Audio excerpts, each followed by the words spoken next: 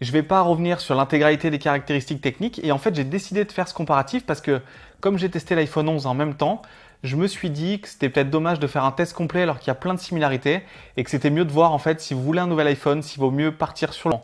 On est sur 5,8 pouces pour l'iPhone 11 Pro, 6,1 pouces pour l'iPhone 11 et 6,5 pouces pour l'iPhone 11 Pro Max en LCD.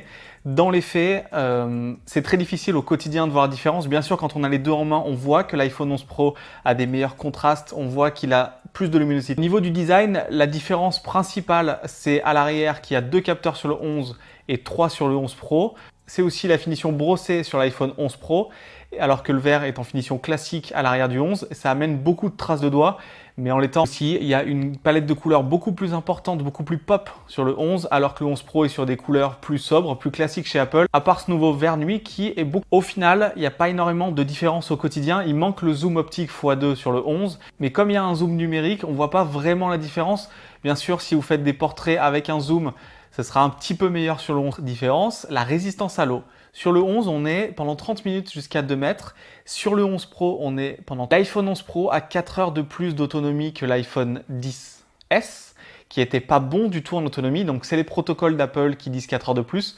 Ce que je sais, c'est que sur mon utilisation au quotidien, j'avais testé l'année dernière l'iPhone 10S pendant plus d'une semaine et à chaque fois, j'étais limite au niveau de la batterie le soir. Le 11 Pro, il est bien meilleur. Le 11, il est quasiment pareil que le 10R l'année dernière, qui était excellent. C'était le meilleur iPhone sur rapport qualité-prix autonomie.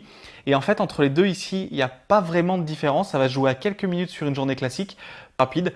Par contre, vous pouvez quand même bénéficier de la charge rapide sur l'iPhone 11 en achetant le chargeur 18 watts en plus.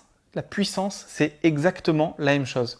Si c'est pour le design, c'est très subjectif le design, mais on peut partir d'un côté sur des couleurs. La qualité de finition grâce au verre à l'arrière, le 11 Pro est meilleur, tout comme les contours sur l'écran. Si c'est pour la photo, il n'y a pas un gap énorme entre les deux. Si c'est pour l'autonomie, parce que l'iPhone 11 en 64 Go commence à 809 € et l'iPhone 11 Pro à 1159 €, donc il y a plus de 300 € d'écart.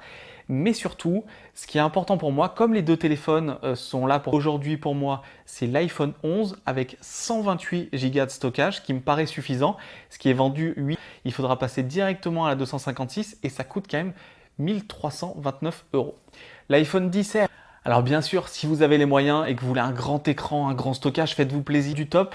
Mais est-ce que c'est vraiment nécessaire ou pas? Je vous laisse décider. En tout cas, si vous demandez quel téléphone préciteront entre l'iPhone 11 et l'iPhone 11 Pro, si vous l'avez aimé, laissez-moi un commentaire. Et moi, je donne rendez-vous dans quelques jours pour une prochaine vidéo sur la chaîne YouTube.